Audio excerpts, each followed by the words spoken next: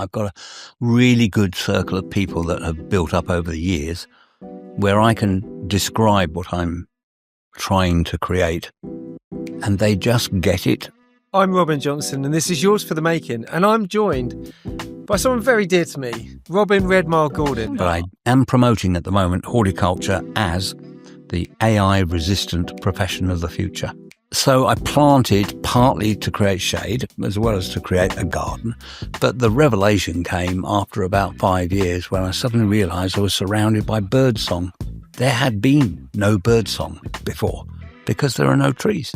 This show tells the story of the makers, the people that create things, whether it's in wood or metal, whether they're artists or musicians or chefs. It doesn't matter. I'm going to tell their story. This is why I think AI is just the most amazing thing that human beings ever created. What I want is for the education system to be free to actually do exactly what you're describing. Motivate kids to be excited and interested in things and want to find out how things happened, how it came about, what was the result, etc. I'm Robin Johnson and this is Yours for the Making, and I'm joined by someone very dear to me, Robin Redmile-Gordon from Ichi-Coo Park, but also a mentor, close family friend and a mentor to me for all my, well, not my many years in business, my few years in business. You've been a guide and an inspiration to me. But Ichi-Coo Park is what I want to talk about first. Good, because I thought you were going to blame me for everything that's gone wrong. No. Things have gone wrong, but they're generally my own mistakes. Fair enough. But the park is what you're building up there. We've had Guy Watts from Architectural Plants, and he was saying the same sort of thing. But what you've built up there and what you're continuing to build up there is something quite special. And for those people, probably most people don't know where it is. It's in Charlwood, it overlooks Gatwick Airport, but don't let that put you off because it's just incredible scenery. And what you've done is no small feat. It's been a lot of work. I mean, of course, still it's a lot of work. But it's fun. You've literally moved mountains there. Yes. When we landscape, we get a bulldozer with Charlie Brown. We plug him into it and it becomes a cyborg and move the hill around. It's amazing, but it's fun. What I really like is when I fly out of Gatwick and if I get a seat on the right-hand side, I'll look down and I'll be able to see everything that's happened since my last visit from the window. It's the best looking piece of Surrey as you fly out of Gatwick. Yeah, it really is. Exactly. But it used to be when you look down, you'd have the very distinct, do you call it the dragon's eye? One part of it kind of looks like an eye a little bit. That was the first stage of it, I think, wasn't it? That part is actually now Cheyenne. Don't ask me why, it's a long story. But yes, it did start out looking like an eye. And the island on the lake, because it's heart-shaped, and that's because my friend that's worked with me for years, his surname is Hart, H-A-R-T, and when I asked him to make the island in the lake as we were building it, of course he naturally crafted a heart. And then British Airways started announcing to their passengers that if they looked out of the window, they'd be able to see Love Island. So I wrote to British Airways and asked them to refrain because that wasn't the plan at all. But it was flattering, but hey. But it's so much more than an eye and a lake. You've got a staggering of ponds and lakes now, and you've got a Grand Canyon. Yes, had to have a Grand Canyon. Yeah, you've got right next to the Great Barrier Reef. It's a geography lesson in 2 hours. But it's an incredible place. And now you've got some beautiful bridges. You've got an incredible... You built me 2 beautiful bridges. Yeah, well, Thank you for that. You designed them. Well, we designed them. You knew what you wanted. You're the easiest client to work for, Robin, because you know what you want. You say, this is kind of what I want. I think this is what I want. And then you let me just get on with it. And you're very patient when it comes to waiting for these things. There is that. We won't go there.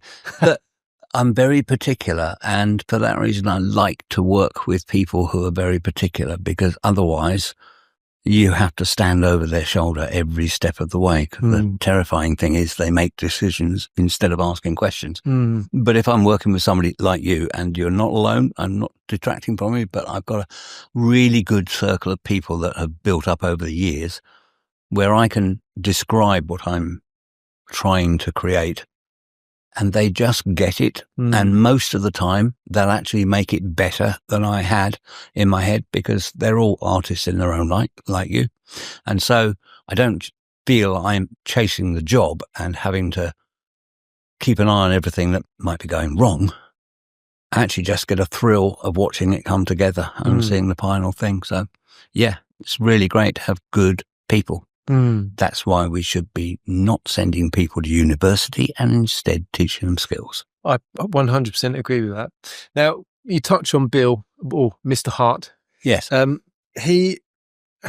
worked, I guess, alongside him a little bit. We've done a lot of work there. Bill's obviously there at yours, working away in the workshop and stuff. He's the sort of person, and actually what I'm noticing is the people that you're collecting to do work for you, the Robin Redmile-Gordon collective, is they're people that do really, really well, and you'll get the best work out of them because you just encourage them, give them a few ideas, encourage them, maybe talk a little bit about what you want, find a few solutions to the problems that might be something completely different, drawn on past knowledge, and then you just let them do what they want. And because they want to do such a good job for you, because you're such an easy person to work for in that respect, they want to do such a good job that they will go above and beyond and try and beat your expectations with what they're going to deliver. And that, I see that every time I come up to your place. I see that with everything, with everyone there. Now, you guys doing the Tapiri, doing the clipping and the Cliptomaniac. Incredible what they're creating up at. And it is exactly the same thing. You're spot on. Not many people have ever observed that, Robin. And seriously, I'm delighted that you picked up on that. If we take Bill for a second, Bill had worked with me for 30 some odd years. I lose track.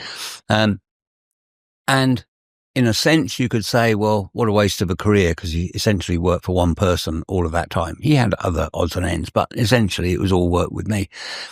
But the beauty of it is the mutual benefit that comes out of it. So I have ended up with everything I ever wanted in terms of my buildings, the things in them, the craftsmanship that's gone into things, and it's exactly what I wanted. And he's got a lifetime of having just enjoyed himself in the main. He'll tell you probably that most of the things, when I first asked him for them, would terrify him because he's never done it before. It's a one-off. Nobody's ever done it before in most cases. And he doesn't show me he's terrified. He bites his tongue. He goes away. He thinks about it. He reads, he scribbles, and then a week or 10 days later he'll come back and say, got some drawings you might like to look at. And it's just fabulous. So he has this lifetime of creative things to look back on. And the problem we have with our modern world is that there are so few opportunities for people to actually make something where they can put themselves into it, where somebody is not pressuring them and saying, we've got 4 hours for this job, 3 days for this job. I just want the job done. And it's taken a very long time, because these things do take time. And if I was going to a firm like yours and saying, Robin, I'd like to buy this, I'd probably have looked at the quote and said, maybe not, because when I see it in one figure like that, it looks terrifying. If you're employing somebody and it's just gradually eking away through the salary, you don't actually know. So if you'd asked me how much all of this had ever cost me, I haven't got a clue, and I prefer it that way, frankly. It probably is for the best. Yeah, I think that's what you get though when you have someone that's very methodical in their approach. You don't look at cost. You need to look at value. That's what I tell my clients. I agree. For us, we'll never be the cheapest ever, and I really hope that we're not, because something's going wrong if we're cheap. I'm charging. I agree. If we're the cheapest. But what I tell all of my clients is, if we're choosing to work for you, what we give you absolutely and 100% is the best value that you will ever find anywhere for the product that you're coming to us for. No one's going to care for it as much as we do. No one's going to, send it back into the workshop if it's got a tiny little scratch on it and remake it like we will do. And no one's going to listen to your designs, go back and forth at the drawing stage for, 20, 30 revisions on something. To get it right. To get it right and make a prototype 20 times to get it right. No one's going to do that unless you're paying them absolute top dollar. And we're probably up there with top dollar, but I know we're not the most expensive, but I know that for value wise, 100%. And I'll say Bill is exactly the same. The value thing is really interesting. So most people in their everyday lives are thinking about their house as A, a home, somewhere to live, and B, probably a stepping stone to the next house, which they're aspiring to. People don't tend to live in a house for a long period of time. I think 7 years used to be the average time people spend in a house. So why would you spend huge sums of money, unless you're extremely wealthy, on creating the things that you really like in your house, something you're then going to sell, move on, and those things are part of the house, so they'll be left behind. Furniture you can take with you, but not the house. When I started out to build my house, it was with the plan that I was never leaving there. And I think it's now 39 years since I bought the property, which is now Ichi-Coo. So those things which people have made, whether it's in the garden or whether it's in the house, I see them and touch them and feel them literally every day of my life. It fills me with joy just to see them and to touch them because they're works of art. Every part of those things is a work of art. Well, many of those pieces of art, you've got some of my dad's work in there. You got stuff from Janet and that whole group of friends that you grew up with, in Bexhill, just down the road. They were all artists of one kind or another. And you've got all a collection of their art. Yep. And a collection of the artwork from the teacher that taught them all art at Correct. college. Yeah, dear Betty. Yes, Betty Miller was, and she terrified me as a teenager because she was the mum of two of my close friends, and we would go round to theirs after school or as a weekend or something. And if she was in, I guess it was the school teacher in her and the fact that she was a single mum raising two boys. It was years later that I really got to know her and realised what an accomplished sculptor she was. And her entire life was a sculpture. The entire house and the garden and the sheds and everything else was just sculpture and half-finished pieces of work. She was a wonderful woman. It's a shame she passed away 2-3 years ago now, I think, but she was in her mid-90s and she was still working then, which is incredible. So yeah. It's lovely to have grown up around a group of friends, especially when I can't draw or paint to save my life. But my garden is my artwork. So, and it's really great because it's a bit like a Rembrandt. I can rub bits out and redo them and nobody knows what was there before. So yeah, that's my art. That's in my garden. Well, it's an incredible piece of art that you're creating there. And it isn't, you haven't just created it because you like walking around it every day and you enjoy being there. There's also a purpose behind it. Well, the initial purpose behind it was to cling on to my sanity because I was running a global IT company, which is a 24/7 nightmare. The highest stress levels I can imagine. I'm not actually sure how I dealt with it, but we did. But I had to escape 4 or 5 times a day and go outside and eventually hug a tree. But unfortunately, you can't just buy trees, put them in the ground, and you've got one to hug, so it takes time.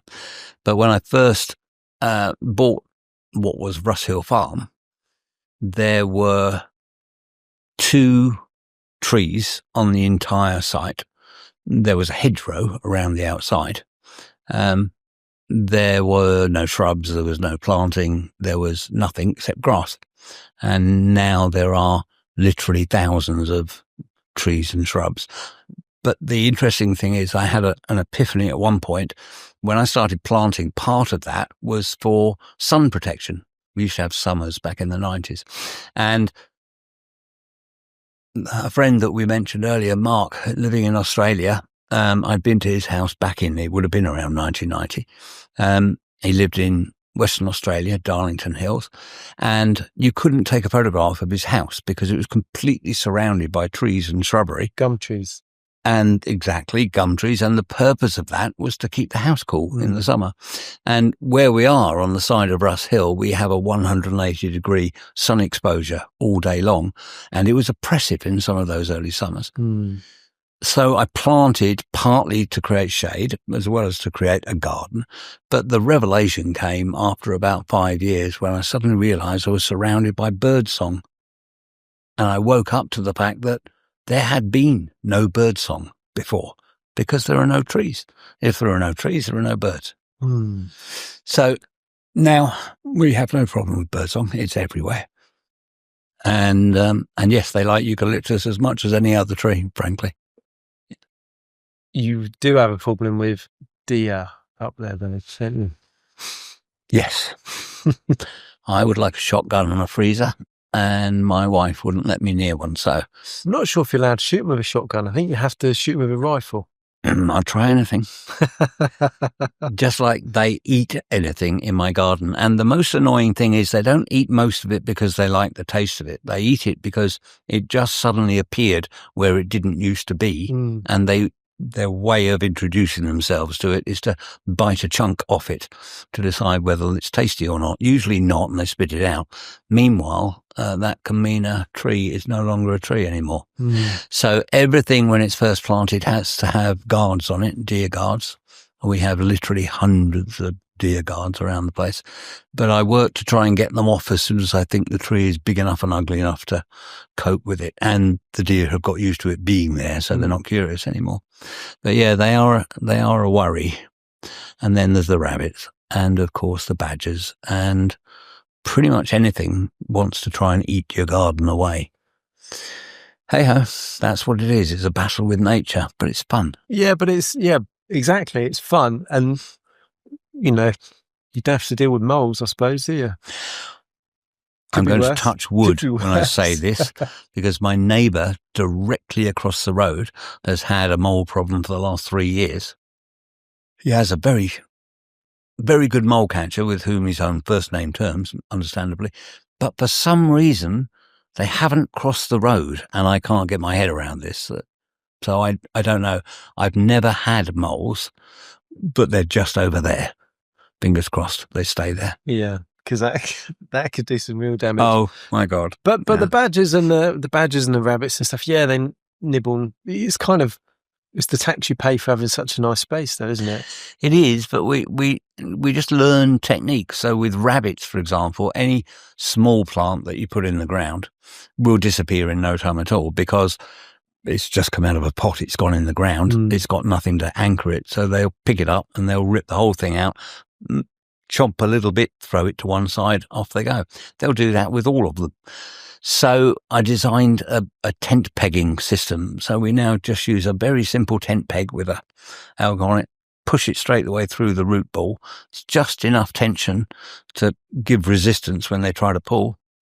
And we're through that problem. So there's a solution to most of these things. That doesn't surprise me that you found it. You're a man that will see a problem and work out a solution pretty quickly. I'm not letting them win. That's all it's about. And that also doesn't surprise me. So the other thing that you do at Ichi-Coo is you have apprentices there. You work very closely with Guy Watts at Architectural Plants. And between the two, I don't know how it works, but it's sort of between the two of you, you've got apprentices there that you're training in landscape gardening or management? No, in gardening generally. So we started the apprenticeship scheme a few years ago. The thing with the apprenticeship scheme is they have to do a day a week in college. Right. So Guy at Architectural, he's actually right next door to Brinsbury campus of Chichester College, which provides a course. I'm not sure how to say this. That is ostensibly a horticultural course. But it ticks the box and provides the 1 day a week they have to make this a proper apprenticeship.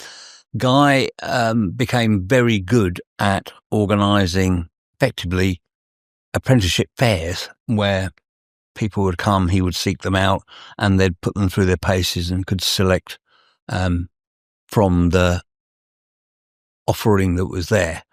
The trouble is the apprenticeship concept is targeting a particular age group. Both Guy and we and most horticultural places are off the beaten track and not serviced by public transport. So if you're 16 years old and you've just been offered this horticultural apprenticeship, how are you going to get there unless mum or dad is willing to drive you every morning, 5 days a week? It's quite a lot. Then the challenges of getting the college to actually, they were part of the process of feeding apprentices into the scheme. How should we say? Academic establishments aren't particularly entrepreneurial when it comes to going out and being proactive in finding things. So one way or another, although it was working really well and I loved having the apprentices there, it's kind of tailed off now to the point where Guy is focusing on a smaller number of apprentices and they're working directly at architectural plants. But what we were doing previously was they would spend 2 days a week with me, 1 day at the college, 2 days for the architectural plants. And it was a great mix. I mean, goes without saying, their best days were with me. They enjoyed that. But the interesting thing was every day they had been to their college day the day before they'd come to me. So my first thing every morning was to ask them what they'd done in college yesterday. It was always soul-destroyingly depressing. One occasion really caught my mind. There's a book, A.G. Hellier's Amateur Gardener. It was the Bible in the 1950s for anybody that wanted to garden. And I remember in there is a section on double digging because it was a hangover from World War II and digging for Britain, growing vegetables and so forth. But of course, we've moved on a little bit since then, and now we have, rotavators, and often we just don't dig at all. That's a big trend these days, no dig. But not at Brinsbury campus. They had a whole day's lesson on double digging. If you were to double dig in Ichi-Coo, all you would be doing was making bricks because the first spade would have gone into the yellow clay and the second spade would be pure yellow clay. And there's nothing you can do with that except bake bricks. Interestingly, I'm actually having a book written at the moment. And we have discovered that one of Ichi-Coo's parts used to be called Marl Field, referring to the pond in the middle of the dell, which was a marl pit. So that's where they would dig the clay. The other field was referred to as Kiln Field. So obviously they dug it out at there and baked it over there. This was brick making, which is what that ground is good for. But it's amazing what you can grow in it with a bit of time, effort, ingenuity, putting your head around the problems and fixing them. So with the apprentices, the most important task I felt I had was to undo what they were being taught at the college and to inspire them to experiment and try things and not to feel that you had to pick up an A.G. Hellier Amateur Gardener book and learn it from cover to cover to become a gardener. Because books, if I wrote it or you wrote it, they are all one set of opinions of one person. And if you read widely, fantastic. Read 100 books on gardening and you might come away with a flavour. But most people, if they're not getting it from Gardener's World, they're probably being given a textbook to read. And it doesn't work like that. Life doesn't work like that. That person that wrote that book probably has not lived in all the different areas of the UK where soil and climate and environment are different for everybody. Well, no two gardens have the exact same situation. Precisely. Yeah. So you need kids that are going to learn, to experiment, to think for themselves, to challenge, to be critical, whatever the line of work is. But I am promoting at the moment horticulture as the AI-resistant profession of the future. I think we're going to fill horticulture with former consultants, lawyers, managers, accountants, all of those trades and professions that we regrettably find ourselves using. And we'll just use AI for that. And those people can come and work in gardens. Hey, sounds good. We don't try and undo with our apprentices at work. We don't try and undo the college work. I do the same thing. You know, mine go in on a Tuesday. Every Wednesday morning, I say, "Oh, how was college yesterday?" Most of the time, they're like, "Oh, it's awful. Every now and again they'll come in and go, oh, it was great, we were working on our doors. And actually this week, our 2 apprentices, Aaron, the youngest of our apprentices, is 45, maybe 46 now. Fantastic. I said to him, oh, what did you do? And he said, oh, we were working on our door, our window. And I said, come on, Aaron, let me show you something. You've been here, year and a half now. Let me show you. This is I'm going to give away a secret now, actually. On a trial day, if we have a joiner in for a trial day, we tell everyone, if they pass the interview, come in for a trial day. Yep. On that trial day, we'll give you a drawing, we'll give you a lump of softwood, we'll show you how to use the machines, then have at it, and we'll set you a task. We don't tell them what the task is. Between you and me, the task, we set them just to make a sash frame. Just a window of 2 glazing bars in. There's one little detail that isn't that common. It's very common on heritage joinery, and if someone comes in and says, "Oh yeah, I do heritage work," they'll know this detail, but it catches them out. If not, it's not designed to catch them out, but it's designed just to test the understanding. Very deep. It's all drawn. It's and it would have been commonplace 20, 30 years ago. This little detail, and any joiner that knows their salt will, be worth their salt, knows this detail. Anyway, I said, "Come on upstairs, Aaron." I gave him this window, and I said, "That if you came in for a trial day, this is what we'd get you to do." He said, "What, in a day?" I said, "Yeah, well, most people have that done in about 5 hours. The good one's done by lunchtime." He's looking at it, oh my God, I'm way off that. I said, what do you mean? He said, well, we did that in a term. We did a window frame with no glazed bars in a term. And that's 1 day a week for the entire term. One term they might make a door. I think it's a window, it's a sash frame, a door, and a little flight of stairs, 3 stairs and a kite winder. And that's the 3 projects for the two-year course. I think I could be wrong. I don't teach it, but yes, I believe every word of that, and it terrifies me. But it's the same as I get terrified every day when I hear these stories. I had 3 apprentices with me at one occasion. They were 20 to 22, 20, 21, 22, the 3 of them. And I'm demonstrating something about shade and light and about the sun passing over and why we've chosen certain plants to go in a certain area. And I could see the blank looks coming at me. And so the sun rotating, us rotating around the sun, the earth rotating, none of it was landing. So do you guys understand the solar system? They just looking at each other. These are 21-year-old kids. So the following week, I decided we're going to have a science lesson, and I bought a big tea towel with the solar system on it, hung it on the wall, and I got a couple of different sized balls and sat them down and explained all of this to them. And it was like the skin being peeled from their eyes suddenly. It was like, oh, I mean, I'm thinking like night and day and seasons, and how did they get through that many years of education and not know about it? One of them, of course, it turned out, came from Brighton, flat earther, apparently. I think she's just heard it somewhere and thought it sounded cool. But it's a struggle when you're dealing with kids that have been let down so badly by parents and education that they can actually end up at that age and not know the basic fundamentals. And you don't realize until you start to dig where you're having to start from to teach anything. I don't care whether it's horticulture or joinery, whatever it might be. I don't know how we got here. I don't know how it ever got this bad. I don't know how we're going to fix it. As a former teacher, I can tell you exactly how we got here. We got it because we're trained at school to now. Schools get better funded and everything else if they're getting better results. The value added, not necessarily the how many A stars to see they get, or whatever. It's a number system now. It's the value added. So you do your first test SATs when you're 7 or 8 or 9 or whatever it is, and then you do an next one. And if the school means that you've got better than you're predicted, then you get the value added. So why do we bother teaching anything other than what we know is going to be on the exam?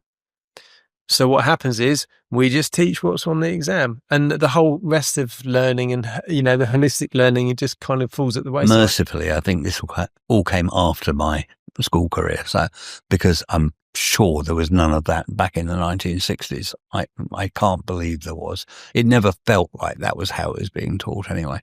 I'm not saying it was fabulous education, but I felt like I got out of my grammar school about what it could offer me before I got out myself at 14. But the seminal thing I remember hearing on a radio show about 25, 30 years ago, it was one of those periods, one of those regular periods when we're going into a panic about the lack of STEM students. And this fellow who Science, technology, engineering and math. Thank you, because I can never remember it, but it's definitely those.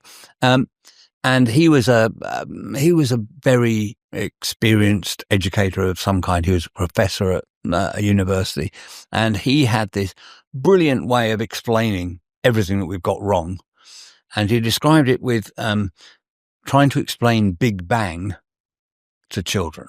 So in school, we're taught a whole series of things, none of which make any sense to us whatsoever because it's so abstract. And I can relate directly when they were trying to teach me algebra. I'm trying to ask my teacher, how can I add A to B? They're letters. And I never got an explanation. And then, of course, when I got my first computer in 1982 and I had to write an equation to interrogate a database, I looked back and, oh my God, that's algebra. Suddenly it made sense. And in his world, he was explaining all the elements that have to be taught to children or are taught to children. And then when they get to university, then we introduce them to Big Bang. Why don't we turn it around and introduce Big Bang in primary school? Because that's going to make any child excited. And they're going to say, how on earth did that happen? Tell me, teach me. Oh, you want to know? Well, this is how it happens. But instead, they do the other thing of teaching like building blocks of things, whilst almost keeping the ultimate goal as a trade secret, which is the one thing that would motivate us to actually want to sit and learn. And I thought, if that is what's happening across the education system, it's no wonder kids are bored and playing up and all the rest of it. One thing that we did at primary school, which I think, why isn't all learning like this? And in some countries it is. Scandinavia, they teach differently and it's holistic. It's the whole, the whole thing. But what we would do is for a term, we'd learn about the Romans. Right. So we'd have history, Roman history, geography, Italy, where did Rome conquer, everything else. We'd have maths, look at the Roman numeral system, look at clocks. We'll learn about how clocks are Roman numerals around a clock, and then we can learn about how to tell the time and everything else. We can learn about science, gravity, the Romans using aqueducts to transport water and everything else. And then we could do DT and learn about like some of the incredible buildings that the Romans have given us, and maybe make some little spaghetti aqueducts or colosseums or something like that, And I remember doing 3 or 4 topics that'd be our thing, our half-termly topics, and even you could even link in English and science and everything else, the whole thing, and it was all based around 1 or 2 things, the Romans, the Victorians, a couple other things thrown in there, 1066, all of that sort of stuff. But everything was holistic. So it put all of those little nuggets of learning in context. I think that's brilliant. Yeah. And I remember doing that for a year and probably learnt more in that time than ever. I'll tell you I had one day of learning that changed my life completely was the day before I started primary school. And you'd understand because you know my dad very well. My dad said, right, you're going to school tomorrow. You're going to learn about a lot of stuff. He got out his book. We had one of those big encyclopedias, but maybe an atlas or an encyclopedia. And it had all the planets and stuff. He said, right, before you go, this subject's a bit tricky, so I thought I'd teach you it first before you learn it at school. Open up the book, started to teach me about gravity. 4 years old. He said, yeah, well, the sun's really big gravity and we're spinning around, and it's because it's the mass and everything else, and as my dad would do, as well enough. I imagine he went into quite a bit of detail. Oh yeah, in great detail. But I started to understand a part of it. And I remember going into school thinking, this is much your Big Bang story reminded me of it. And I just remember this huge book with all these pictures, which I couldn't read any of the text to. But, you know, I remember thinking, I'm going to go into school and I'm going to learn how to read that book. I'm going to learn about all this really cool stuff. Get into school. A is Annie Apple. And, you know, all the singing and dancing. And I think I just so excited about what I had the potential to find out about. And they managed to knock it out of you. And then basically didn't learn anything until later on. You know, obviously I learned to read and write barely. Although you might remember when I was a kid, they called me Rodin because I was probably dyslexic and wrote a lot of my letters D's backwards. and B's. But it wasn't until the point where everything was in a context. That was when I found my key learnings. So relating that back to what we do with our apprentices now, we let them go and do their college work. We help them out. I give them a little list of things that I expect that they will do. You know, give them a list of joints for them to try, woods to identify, tools and machines to use. So I've got our own little checklist. They can do it when it's a bit quiet, as if we're ever quiet, but they can do it whenever. You know, as long as it's all done in the 2 years, I don't care when it's done. But what we do with them is we treat them like working adults. And when they first start, they might just start doing a bit of sanding or shadowing or helping people move around. But certainly the expectation is pretty quickly you're going to be put on that job, and you'll either be put on that job with somebody else or you'll be given a task of that job. Eventually you'll be given this job and you will do it from start to finish, because it's the only way. Because if we don't do that, and they're just kind of floating around in the corner like they might do in other jobs, but also, you know, it might be other trades. You know, I know plenty of tradesmen, electricians, plumbers who have their lad with them, the plumber's mate, and they literally just watch and carrying. And exactly, grab that from the van, would you? Sweep this up. I think you've got to fully immerse someone into what you're doing, but also you've got to you've got to give them that global understanding of why you're doing what you're doing and why your role is important in this. You know, yes, you're going to be sanding that piece of wood and you're going to be sanding 50 pieces of wood just like that. But I'll show you why you need to do that, because it's part of this project, which is part of this project globally. And the reason you sand it is because it's getting sprayed or whatever it is. And the satisfaction is in the finished article, ultimately. It always is. One of the things I was always jealous of, because my businesses were always service-related businesses. And in any service-related business, from IT across to anything else, there's no end product. It's just a never-ending, ongoing process. Whereas in the garden, you have an end product. A builder has an end product. A joiner has an end product. Having that end product enables you to step back and say, hey, look, I made that. And it's a wonderful feeling. You've mastered the skills that are necessary to do it. You've created something brilliant and beautiful, and it's useful to someone, and you can earn a living doing that kind of thing. Whereas in services, it's frankly soul destroying, most of it, which is why so many people appear soul destroyed. And why, when they're on the other end of the telephone, when you're trying to get something sorted, they sound like somebody who's had their soul destroyed. So, you know, it's a challenge with that. This is why I think AI is just the most amazing thing that human beings ever created. I know that most of the world is currently terrified of it and frightened of what's going to happen. I'm loving every element of it. And I think it'll work beautifully with your education concept, because we don't need to tell people what happened in 1066 or when the Norman Conquest was, or any of these other things, which we were forced to learn by rote years. It was so tedious and boring, and we resented it because it's like, why do I care when the Normans invaded 1,000 years ago? What I want is for the education system to be free to actually do exactly what you're describing.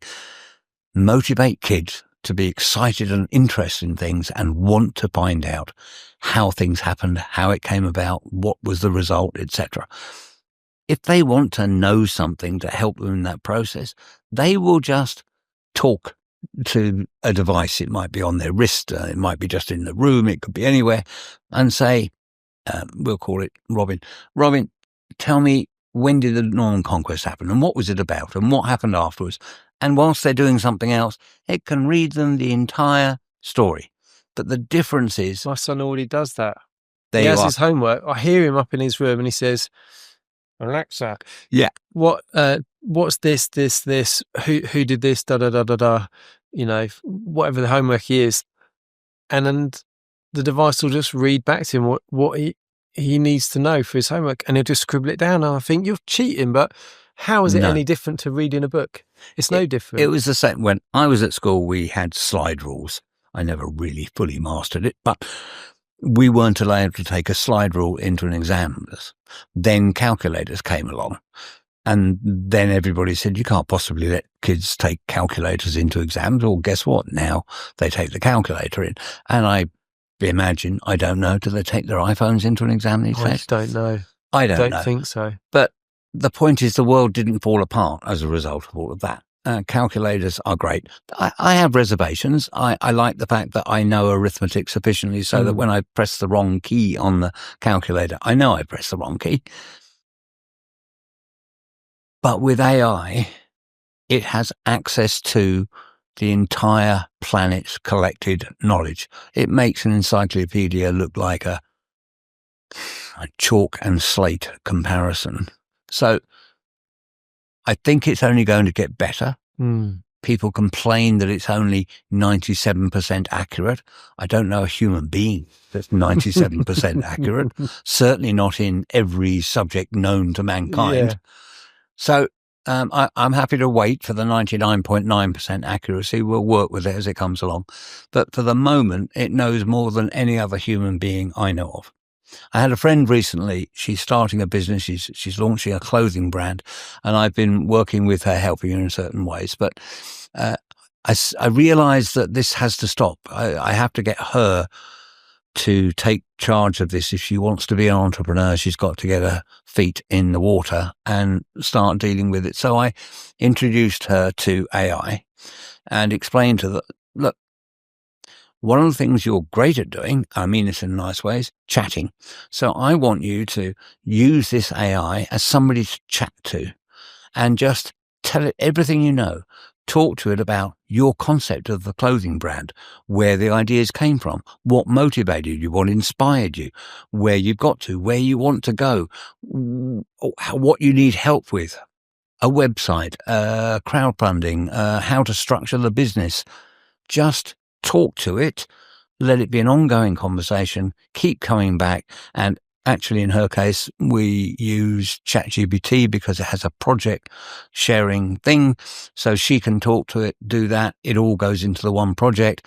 And then I can access it and just check what she's asking, what answers she's getting, etc. So I can stay on up to speed with where she's achieving. And basically, this is like replacing your business consultant, your accountant, your lawyer, your mentor, all of these people, all in one go.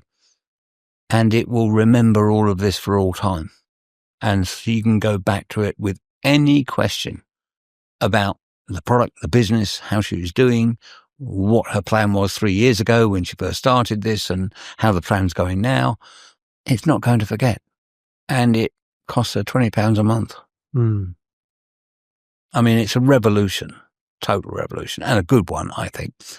We hope there isn't some big, bad, nasty man turns it all against us, but if it isn't that, they'll use something else. So I'm not worried about that. I think it's fantastic. I read a LinkedIn post that someone who I've done some work with put up, and it was it seemed a bit of a random rant because this person's works with antiques and things like that. And it was a post about, the difficulty, the risks of moving towards AGI. And it was a really long post with all great grammar and bullet pointed out, the sort of post that you'd go to ChatGPT and say, write me a post about the risk of AGI. And I know this person, I've worked with them, and I know they wouldn't have written that. And the irony wasn't lost on me that they're using ChatGPT to write a post about how difficult, what the risk is moving towards AGI. And I just thought, like, what is going on where someone's going to use AI to write a post moaning about the risks of intelligent AI? And not only that, but asking OpenAI to reveal their dastardly plans for the future as to how they were going to take over the world. It just, I don't know. I think I'd see it as a tool. If for me, if a new machine's available that's going to help me, if it's going to increase my efficiency or my margins or anything like that, or enable us to do more, and I do the sums and it works for me, I will invest in it and I'll use it. And that's the same with everything, right? Otherwise, if humans didn't do that, we wouldn't have even bothered with flints. That's an upgrade, isn't it? We just have to use our hands. Yeah. We've upgraded the whole way, and people have always, I remember reading about a famous Roman or famous Greek, and one of the comments that he had made on society at the time is, these damn kids, they keep reading these stone slates and their minds are, they're going to turn to mush or something like that. Of course. Yeah. And it's like, what? That's quite mad, thinking that someone in those days is thinking that the younger generation are not going to be as good as this generation because they're spending all this time writing on stone tablets. Just shows you how far we haven't come then. They were using tablets then and we're still using tablets today. The equation also is with electricity when it was being introduced in the 19th century, and the horror stories that people were coming out with and the enormous resistance against electricity because of all the terrible things it was going to do to us. I mean, I don't think it's done anything terrible to us. I know it's much nicer living in warm, cozy houses and driving nice, warm, cozy cars than it was in the 19th century. But I think AI is pretty much in the same boat. Any new technology is frightening for people. It's going to be an adaptation thing. Older people, my age and older, are going to find it more of a struggle than younger people. But that's true of everything that's happened in my lifetime. So we'll adapt. We're human beings. That's the amazing part about it. So I don't think anybody should be afraid of it. I'm loving seeing people embrace it and make good use of it. And I don't fear that people will be thrown out of work. I think with any luck, they'll be thrown out of the wrong kind of work. And we can have this whole army of gardeners. We will be producing more goods. What is a GDP at the end of the day? It's the total sum of all the goods that we produce and services they include. I would put that to one side. We don't have that anymore because we'll have AI, which will do the service part of things. But the production of goods will be done by AI. It'll be done by robots. So the GDP will still be being created. It'll be creating 24/7 because they won't go on strike. They won't go to sleep. They won't eat. They might need oiling, I guess, now and again. But they can do that themselves. They're exactly right. And they will keep producing all the goods and services that we need. And so the money is being produced. So we will find a way of making a society work where the money is being produced, the goods are being produced. The thing now is, how do we put people to good use and enable them to live a comfortable life? Well, there's a couple of questions there. The first being, if people don't have, it'd be a hell of an adjustment if people don't have a job to find any kind of purpose. And I think that's something, especially living here, there's a high level of unemployment in this area. Yep. And when, I've got friends that are unemployed and stuff, and they find it difficult, especially if they've been employed in the past. If it's third generation unemployment, they don't know any different. But if people have been employed and then they've lost their job and then can't find any work, the thing they struggle with, apart from paying the bills, the thing they struggle with the most is a sense of purpose.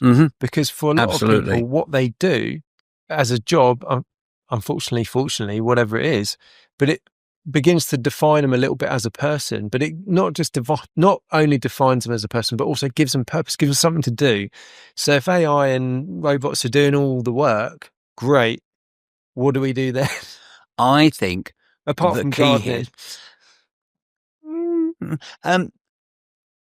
Firstly, I completely agree. I think men and women need to have something useful in their life that gives them reward for what they're doing on a day-to-day basis and actually leads to something in the future. Those things I think are really important. And we just have to be slightly more creative about how we come up with those things and how we encourage and facilitate people following that path.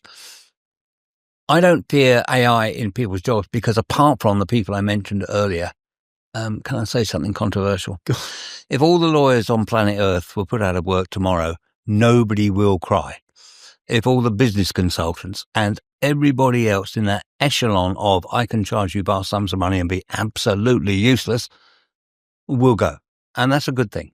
The other end of the spectrum is that people won't be working in factories anymore. They won't be working in Amazon warehouses anymore. They won't be forced to deliver parcels to your door for £1 a drop. And all of these are soul-destroying jobs. Nobody wants them. One great favour my school did for me when I was at school, they took us on a day trip to Ford's factory in Dagenham. And it was a seminal point in my life. I think I was probably about 12 or something at the time. And I remember walking through this factory. It was incredible noise with all the machinery going on. I mean, you couldn't speak without shouting right into somebody's ear. And I got mesmerised watching two guys on a press. And I lost my group. They went ahead of me because there was a huge press that was pressing out a door panel for whatever model it was.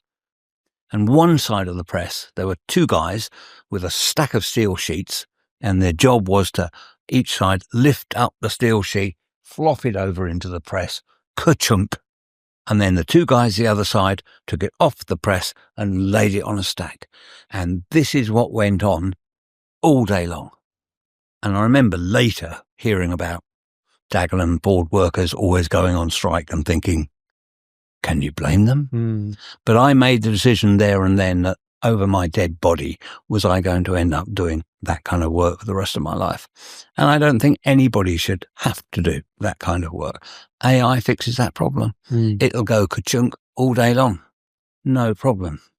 So I think it's the nature of the work that's going to change. And I think to a large degree, it means that all those things that we'd like more people to do, they'll be open to doing. So, for example, the caring professions. We're not going to replace those with robots. Some lunatics will try to, but human beings need human beings in a care situation.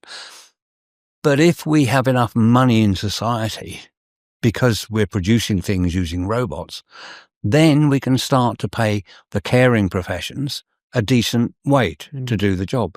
And I think there are a large number of people out there that would love nothing better than to be in that kind of work, but they can't afford to work for the money that's on offer or the conditions, which is another feature of cost. So if cost is removed and if the economy is being generated by robots, all these things we can change. We won't need to rape the third world of its nursing profession because AI, I have to tell you, AI is the best doctor I've ever had in my entire life. Seriously, I spent 2 years in between 18 and 20 trying to find a doctor that would help me understand why I was having unexplained nosebleeds and bruises were appearing on my body. I spent hours and hours on Google reading reams and reams and reams of pages and finding absolutely nothing. I spent an entire day in a hospital in New York being tested for everything. I went to London for all sorts of ECGs and stress tests and everything you can think of. Nobody could come up with anything. And then it was only because I saw a footnote 2 years later at the bottom of one of those web pages that said, in small letters, in rare cases, this could be a symptom of leukemia or lymphoma. And I'm thinking, oh, bingo. Okay, now I know who to go and talk to. I gave the same limited information I had to both ChatGPT and to Grok. And they just diagnosed me. It's like that on that snippet of information that I was feeding into Google. And I'm thinking, this is ridiculous. But it's so obvious if you think about it, because it has access to all of that knowledge. So today, your problem with hospital appointments, I did laugh this week. Have you heard that we're all going to now be encouraged to do more online appointments with our doctors? I'm not even sure. I think the way it was portrayed, they were talking about online booking processes. I don't think it was even an online doctor. But have you ever tried to phone up and get an appointment at 8:01 second past 8 and you're already 50th in the queue? I spent 20 years railing against them because all of my staff had to do this, and I was losing staff for days on end because they would get up in the morning, they'd get on the phone, try to make an appointment, and by the time they found out they couldn't have one, it was 9:15. It's too late to go to work. So, yeah, I get it. So what I'm saying is people will be too terrified, and the profession will be mortified at the idea that we could replace them with AI. I'd do it tomorrow. But for the faint-hearted, we can have AI triage everything. And then, bless their little hearts, the GPs, they could, if they feel sufficiently qualified, they could actually look over the diagnosis that AI has come up with. And I dare them to actually critique it. So, yeah, I think you could be my GP. Literally, as long as you know how to ask AI the right questions, I'd be perfectly comfortable with that. I'd be more confident in the result than if I go and see an actual GP. One I've probably never seen in my life before. So AI is no more impersonal to me than a GP visit. People have just got to get over this fear. And if they're worried that AI might make mistakes in diagnosis, oh my God, are you kidding me? What, a healthcare worker might make a mistake in diagnosis? Heavens above, whatever next. So, yeah, I'm loving it. And I'm also loving the fact that I wander around in my gorgeous garden. And if I've got AI out there to deal with resolving the issues and challenges that come my way, then I can just relax and enjoy my garden. And I can tell you there's nothing better than standing in the middle of a garden and thinking, I need some stakes, I need some strapping, I need whatever it is, and I can just pick up my phone, order it on Amazon, and know it's going to be there tomorrow. I'm sorry for the high street. I know what it does to them, but this is the best period of my life when it comes down to actually being able to get things done and get what I want without spending half my life driving around shops that don't want me. You touched on your lymphoma, leukemia lymphoma. Leukemia. And that was a while ago. Yeah. You were diagnosed with that, or you found out that's what it was. I have a vague recollection of someone telling you had about 3 months to live at one point or something like that. It wasn't quite 3. Well, yeah, it was almost. But the diagnosis was in August 2020. It was pandemic year. I couldn't get, having discovered who I need to see, I couldn't get to see one because they'd all shuttered their doors and weren't having face-to-face consultations. So I found that my local private hospital had a oncological hematologist. It's a mouthful. That worked there. So I went to see him. But coming out of there, it was a bit of a shock. I hadn't expected it. So it's my third cancer. The first one was a shock. The second one was terrifying. Both of those were then history by 2020. Coming out of this one, it really was it was a knockback because this was a no cure terminal blood cancer. No treatment, no nothing. So the first thing I did was to look up, obviously still Google then, no AI, and discovered that my average expected lifespan was 20 months from that point on. Well, here we are 5 years later. I actually had a meeting, a consult with my fellow, the same guy, last week. And I said to him, we should be celebrating. I'm 5 years on diagnosis and I'm fine. There's nothing really that much wrong with me. I don't have nosebleeds anymore. I hardly get any bruising. And that, I believe, and I think my oncologist now believes, is all thanks to a garden vegetable, my turkey tail mushrooms. So, yeah, I just keep taking the mushrooms, which the government has just banned, by the way. Oh, God, can you believe this? I mean, I wish they'd stop doing things. So apparently in 2015, the EU brought in some regulations to do with what they deemed novel foodstuffs. If you put something in your mouth and it's not food, that's a novel foodstuff. And despite the fact that I seem to remember we voted in 2016 to leave the EU, and we actually left in 2019, but we managed to bother to enshrine this legislation into ours. And so now, if you sell mushrooms, because that's a novel foodstuff, you have to, each person selling them has to have them certified. Costs £500,000, takes 2 years. All the small mushroom growers, in fact, you know a small mushroom grower, I do, don't yeah. you? Yeah. And I'd be interested to chat to you about how he's going to deal with this. But you just think, is there nothing they can't keep their mitts off? I can buy turkey tail mushrooms to feed to Effie, my dog. I hear she has a big cares. appetite for them. It's not been evident so far. But, yeah, but not me. Luckily, at the moment, there are still ways, and I have got a source in the States, and I've tested that, and it works, and actually gets to my door through customs and everything. So please don't stop that. Yeah, so that's it. We just carry on. But the impact taking the turkey tail mushrooms has been pretty massive, hasn't it? I think we spoke about it before when I've visited after you've just seen your specialist and had your blood results back, and there's literally no trace, no markers in your blood of the. It's not very quite low. no markers, but there's, all blood cell counts are measured within a range. That's the upper range and the lower range, and as long as you're somewhere in there, then you're pretty much okay. You've got nothing to worry about. And when I went in 2020, my markers were up here, and in fact, no, they weren't up there. They were about up here.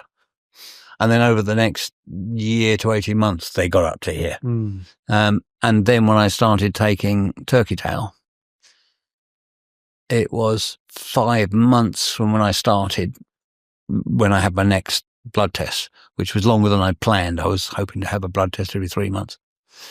But when I had the 5-month one and I got the results back, it was very strange. I was in the doctor's consulting room in the hospital. And we always chat because his mum is Ukrainian and his dad is Belarusian. So we always have a 10-minute update on the situation over there. Because I'm one of the few people he can talk about to it without thinking he's going to be run out of town. So he then looked at my results and he just sort of went, yeah, monocytes, fine, yeah, white blood cell, yeah, fine, and this and that. And he just skimmed through like this, and it was like, so I'll see you next time. And I'm like, sorry, what do you mean, fine? They have never been fine since I've been seeing you. But I didn't say that. And I asked him for a copy of the blood tests. He had to go and get somebody else who had a working printer to go and get me a copy, but he got them, and I took them, and I rushed out into the car park because I just wanted to sit down and read them. And I came away thinking, damn, this is the NHS. They probably just told some poor bastard that he's got a terminal blood cancer. Well, I'm glad I didn't go for a blood check that day. That would have been me. Or is it that, just like the printers are all broken and have been since the first day I went to see him there, it was 18 months later, it's still not fixed. Maybe the blood machine is broken as well. But I did a few things to prove to myself that actually this was real.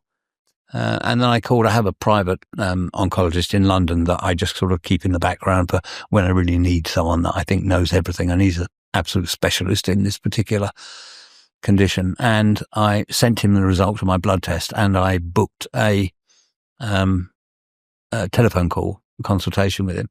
And he called me about 10 o'clock one night because he works all the hours God sends. He's an amazing guy. And the first thing he said to me when I answered the phone, he said, Robin, what have you been doing?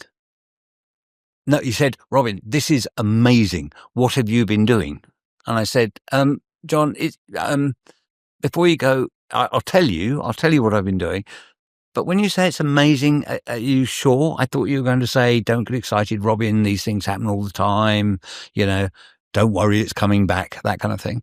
And he said, Robin, this has never happened before. Oh, okay, I'll tell you then. So I told him. and I've carried on ever since. And the intriguing thing was that I carried on taking them.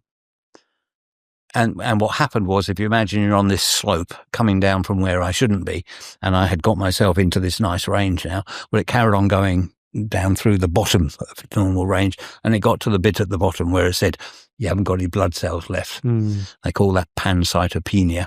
So I ended up with panic phone calls. The GP phoned me up. I mean, I've had 2 phone calls from a GP in my life, literally my entire life. First one was to say, you've got lung cancer. This one, he phoned up and she said, Robin, how are you feeling? I feel fine. She said, do you have a fever? No. I forget what else she asked me, but she was panicking. And she said, we're very concerned. I said, okay. She said, I'm going to ring the haematology department at the hospital. I'm going to get them to call you. I told them I want them to call you within the hour. And I'm going to send you a text message with a one-time link so that you can text me back and tell me if they've called you. So then I got a phone call from the hospital. We're very concerned, she says. Have you got a fever? Have you this? And it was all because, I mean, I knew exactly what was going on. None of these people knew that I'm using turkey tail mushrooms. And I thought, this has gone too far. This is working, but it's just working overtime. So did you reduce the dose? I stopped completely at that point, and then spent a few months and a couple of tests watching my levels come gradually back up. And then I just started becoming a physician, titrating my own medication until I had it neatly flowing along within normal range. And that was 2.5 years ago, something like that. Wow. And that's where it's been. It's amazing. But I think there's a lot to be said for the what people call the old knowledge, of herbs and vegetables and things that are grown or have grown and being used as cures. Yep. Which is what everything was up until, what was it, the petroleum revolution, wasn't it, where medicine started getting made from petrol products. Well, indeed. And so many of the medicines that we take for granted today are still made from plant material. And I love the fact that this is basically an horticultural medication. I love that part. So it sort of fits in neatly with everything the rest of my life at the moment. The trouble is, as people will frequently remind you, there ain't no money in mushrooms. So Big Pharma isn't going to get involved in. Worse still, Big Pharma has a vested interest in making sure that nobody else does anything with mushrooms. Well, I tell you what, when we're all defunct of employment, we can spend all that time and money that we're getting from our robots researching mushrooms. Well, I was going to say to plant our gardens and that too. Grow our own food, grow our own vegetables, grow our own mushrooms, and we could have the whole botanical affair in the back garden, and you'd have a cure for everything and a food for every meal. The government will put a stop to that overnight if word gets out. Trust me. Well, no, there'll be AI. It'll be replaced by AI, which will probably think it's a suitable idea. That's one of my other pet bees in my bonnet right now. Let's replace Parliament and install AI. Yeah, I mean, it could be argued that it'd be the first time there'd be any kind of intelligence there. Precisely. Artificial or otherwise. And we could replace democracy with, maybe every year we check to make sure you're happy with this AI, or whether you want, I don't know, version 6.9 of a different but then version. It just becomes the same voting system. Well, we don't want that. That's a very conservative leaning AI. We want this, left leaning AI or whatever. Yeah, I don't know. I haven't got the answer to that. I don't think. Let's put it this way. It can't be worse, can it? Well, certainly not after the budget that we've just gone through, I don't think. I mean, it could have been worse. What I loved about the budget this time round is they got to test every... we were the focus group. Yeah, all of us, the whole country. The nation was the focus group. All the releases that were coming out, it might be 30% VAT, and they might drop the VAT threshold, they might do this, or they might do that, or they're going to raid all the pensions. And it was like how much of an uproar is there going to be about that? Oh, not too bad. We might stick that one in then. They hate that one. Scrap that one, Rachel. Don't have that. It was. It was I've not known mess. anything like it. It was I a don't think. mess, Robin. It's just like everything recently. It's just devoid of any rational plan, and it's just bumbling along. It's driven by ideology. The ideology is we want to be elected next time. God knows how they plan on doing that, but that's the only thing that drives them. It's mad to think that as a country, we've got to think forwards. We've got to think, look at China. They got the long plan. They do a 15-year plan because they know that they're going to put everything in place within those 15 years. And they don't have to worry about democracy.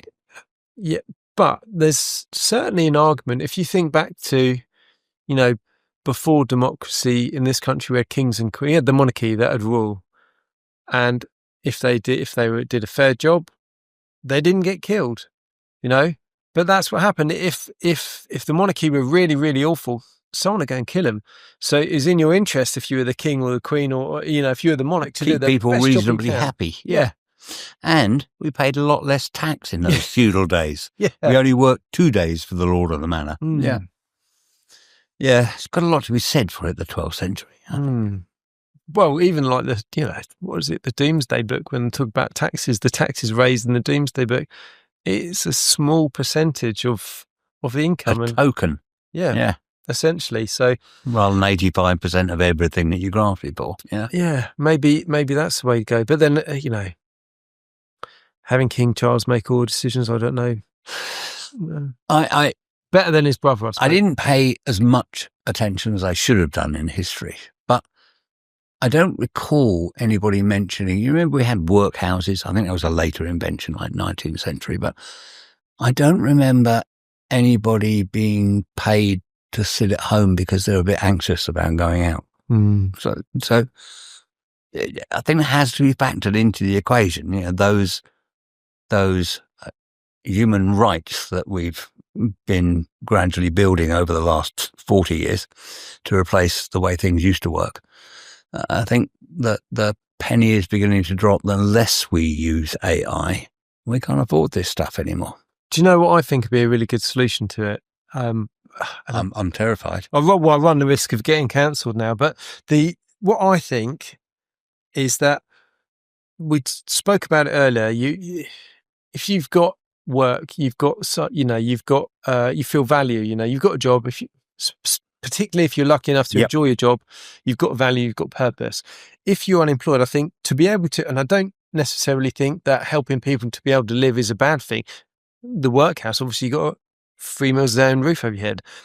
Now you get that for not doing anything. But I think actually, if you go and do not necessarily community service, but if you went and actually did something where you had to do to get those, your house, your universal credit payment, whatever it is, you have to go and do a certain amount of work. And it could be that it's, you have to work for the council, although that probably would be worth looking at because the inefficiencies there would be pretty awful. But say you go and do the equivalent of volunteering work, you go and do 20 hours volunteering, and it could be menial tasks like litter picking, all the stuff that local governments have to farm out and pay extortionate amount of money to subcontractors. Well, actually, we've got all these people, they don't have a job. We can get them to do that. We can train them a little bit and they can be doing these kind of if we're going to be tasks. paying them, better we're paying them to do something than sit on the backside.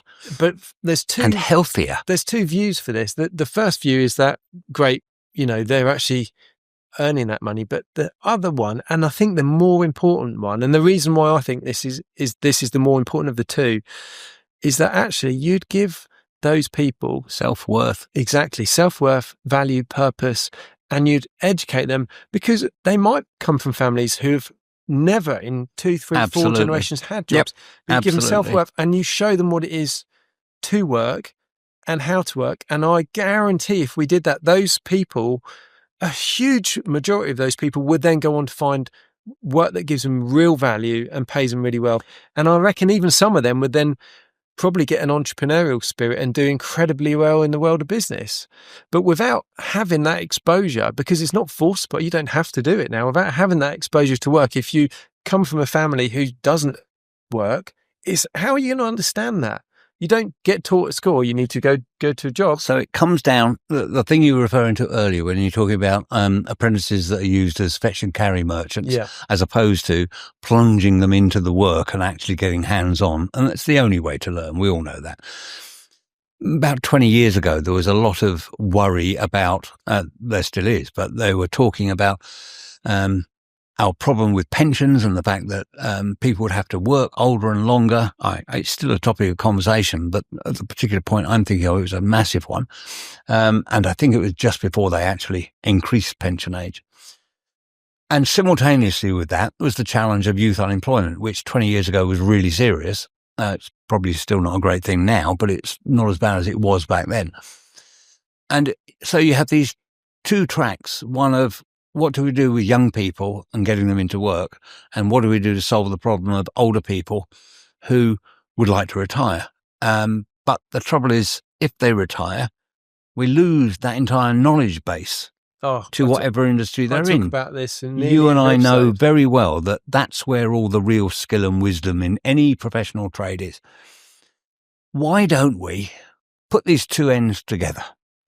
So we create this national scheme. You can think of it in the same terms of conscription, but we're not going to force them at gunpoint. And we're not going to teach them how to use guns either. Maybe some do, I don't know. But if we had the retired age people, they would be given the opportunity to train this next generation. I think you'd find most of those older skilled people would love that.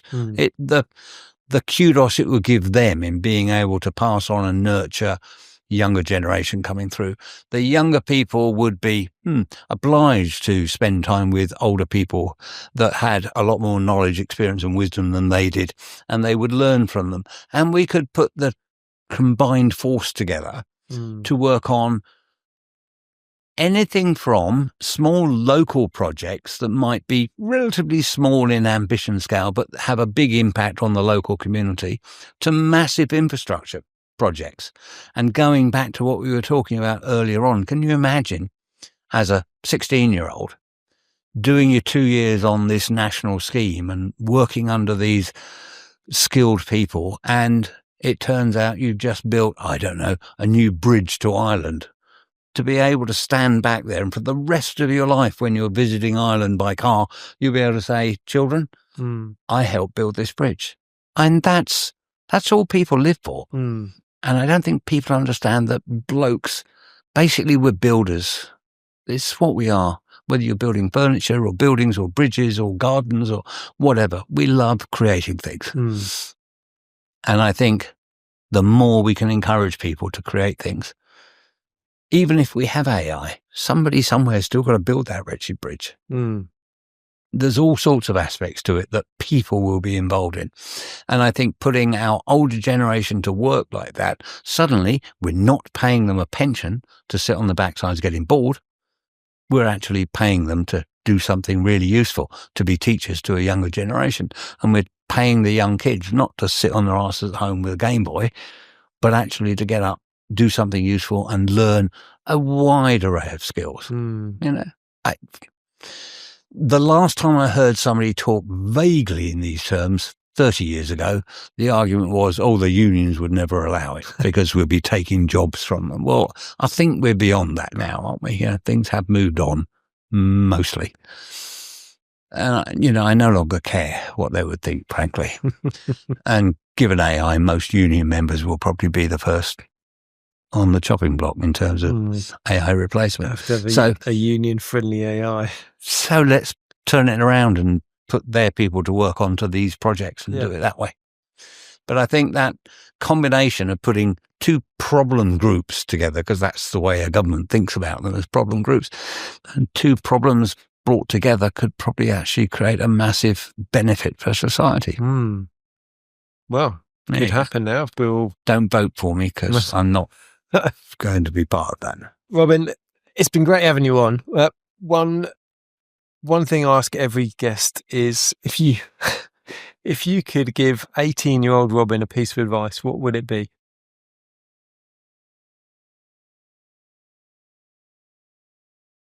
don't ever vote. For a lot of people, that wouldn't make a lot of sense, but I know you very well, and I know exactly where you're coming from. For people that maybe don't understand what you've just said there, why are you saying that? In a nutshell, because we've probably got to wrap this up. In a nutshell, I made the mistake in 1979. I voted. What was I then? 6. No, can't do arithmetic anymore. 79, 15. Blimey, I was 26. And it was my first general election vote. And I thought, you know what? That woman's got some good ideas. I like the way she's going to sort out the rating system and she's going to cut out waste in government. And isn't it about time we gave a woman a chance? So the following year or 2 years later, I realised that I wasn't skilled enough to play this voting game. I obviously didn't know what I was doing, and it was probably a dangerous thing. So I've resisted the temptation since 1979 ever to cast my vote in a general election or even a local election. And why do I say that? Because the entire thing is so corrupted, incompetent, wasteful, ruinous, devastating of society that I just can't stand it. And I don't care what colour flag you fly, whether it's blue or red or green or yellow. It makes no difference. Human beings are human beings, and all they care about is getting your vote on that piece of paper at the next election. That's literally all they care about. And I think it's time for a change. I don't actually have a prescription for what that change should be, but I do think that if we had such a massive non-voting resistance that election night when we turn on the TV and they go around the country and collect the, what do they call it? The vote when people have... Ballot. No, words. When people have voted, they have a correspondent there that gives you an impression of what the turnout was for each party. The phrase will come to me later after I don't need it. But I just picture them going around. Thank you. Exit poll. That's the one. I just picture them going around their correspondents around the country and saying, so John, what was the exit poll in your constituency? This, well, oddly, there were only 3 people here for the whole day, and the consternation. And then they move on to somebody in Newcastle, and they say, and how about you, Susan? What was the turnout like there? Well, there wasn't a turnout. Nobody came. Can you imagine literally the hand grenade that would put underneath our constitution? And it wouldn't be as total as that. It doesn't need to be as total as that. It needs to be big enough that no resulting government from that election would be able to claim that they had a mandate to function. And at that point, it would be a constitutional crisis. And at that point, they would have to go to the country and say, folks, we're going to have a conversation about this, because clearly what we're saying isn't exciting you and getting you out here. So we have to come up with a new way of doing it. That's all I'm asking for. I just want the big conversation about a new way of doing it. I would volunteer for the job to run the place for 12 months, but no longer. But I doubt everybody would be happy with that. And that would be the same with whatever dictator, autocrat, whatever you want to care. So because of the nature of people and where they're at today, it would have to be some form of democracy. I can cope with that, but it needs to be a better one than the one we have now. And I think probably something much more direct and much more accountable is the way it needs to be. I want people to do what they say and say what they mean. Don't we all? In every walk of life, politics exactly or otherwise. Yep. You know, I think they're words and morals to live by. Robin, it's been a real pleasure having you on. I feel like we've only scratched the surface. There's about 100 other things that I could talk to you about. So maybe we'll do this again. I can rant for as long as you like, Robin. No problem at all. It's been a pleasure, and thank you so much. I do appreciate it. Hopefully this episode hasn't got me cancelled, so I'd like to do it again. And maybe we'll come and do an episode at Ichi-Coo. Fantastic. Tell me though, just in case we don't do an episode before Clipfest 2026. When is it? How do people get tickets? June and what is it? Okay, so Clipfest, I'm going to look this up quickly, just to make sure I don't put out the wrong date, because that would be disastrous. I think it's June 16th next year. I know it's a Saturday as opposed to a June Sunday. 16th, 2026. And I'm telling a lie. June 13th. 2026. Yes. Clipfest for kleptomaniacs. And basically what Clipfest is about is, yes, it's for kleptomaniacs. And it's just as we were talking about earlier. This is for people who've never done something before to be let loose, to have a go. And so people are allowed to come along, pick up a pair of shears or secateurs, whichever, and attack a plant and try and turn it into something that they think is more beautiful. And it's all to do with, if you think it works, go for it. It's also for experts. We do like having experts around as well, who can be there to do their own art and at the same time demonstrate to other people and help novices to get in. So, yeah, we had a fabulous time this year. It was really great. And the European Box and Topiary Society, EBTS, were brilliant too. They came along and helped out. And so we had them handing out little trees to individuals and guiding them as to how to cut it. And these people would sit down, trim their own tree and then take it home with them, which was fantastic. So lots more of that. Brilliant. Well, it's a wonderful thing you're building up there. It really is incredibly beautiful. And if anyone ever gets a chance to go to Ichi-Coo Park, I think they really should, because it's not like a Bateman's or something like that. It's not like a National Trust garden. It's fun. It's a lot of fun. It is a lot of fun. And there's no rules that you've got to stick to there. There's two fantastic bridges there. They should come and see as well. They're quite nice. Well, there's a lot of fantastic things there. I can take credit for a small portion of it, which I've very much enjoyed doing. But yeah, I think if you're listening and you're in the area near Gatwick, you should definitely go and check out Clipfest, because it'd be a lot of fun. It will. Oh, I should mention. Go on. Because of the original heritage of Ichi-Coo Park, this year we've managed to get a band I've been trying to get. This is the third year I've been trying to get them, called the Small Fakers. And they are the world's only tribute band to the Small Faces. Fantastic. They know the entire collection of Small Faces songs. They're going to be playing in the evening of Clipfest to round the day off. Well, if you didn't need another excuse to go, that's it. Signed, sealed and delivered. Robin, thanks ever so much for coming on. Thank you, Robin. Speak to you again soon. Will do.